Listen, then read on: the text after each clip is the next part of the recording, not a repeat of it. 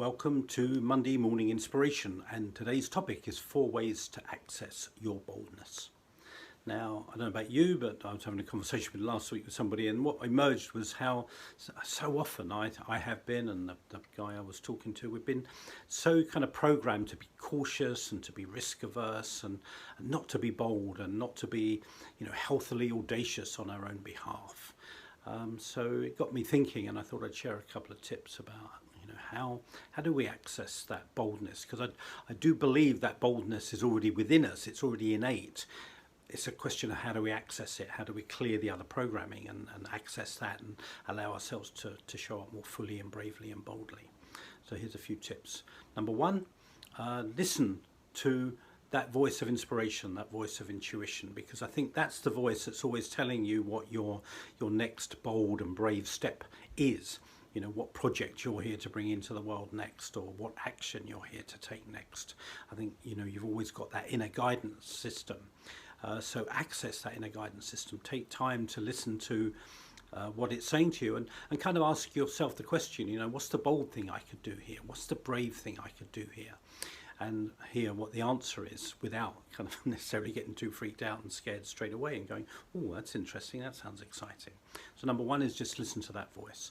Number two, I think we need to nurture that voice or nurture our boldness, because I'm not one for kind of doing reckless things that can often cause more wounds, if you like. Our job is to build the muscle of being bold and have it be a kind of muscle that we can use every day at some point or several times a day if we need to. So the whole idea of nurturing boldness, take small steps, then take little bigger steps, and then take even bigger steps, so that we've got the inner musculature, if you like, developed, that allows us to be bold on our own behalf, and bold on behalf of, in service to our heart and to our inspiration and to our creative and leadership projects. Thirdly is, just keep leaning into the discomfort. Basically, why aren't we bold? Because it feels uncomfortable to be bold. So lean into the discomfort, be comfortable becoming uncomfortable, if that makes sense. I know it's paradoxical, but I'm sure you've heard that idea. We often are looking to avoid our discomfort. So keep leaning into our discomfort so that we can become comfortable, and eventually, as we know, what initially is uncomfortable eventually becomes comfortable in our new comfort zone. And fourthly, I think it's sometimes hard to do this on our own. We need support, we need encouragement, we need to be cheered on, we need people championing us, we need people to show us how to, and to guide us how to be bold, not just the idea of being bold, but how to actually do that. So obviously we need some kind of community, we need guidance, we need support.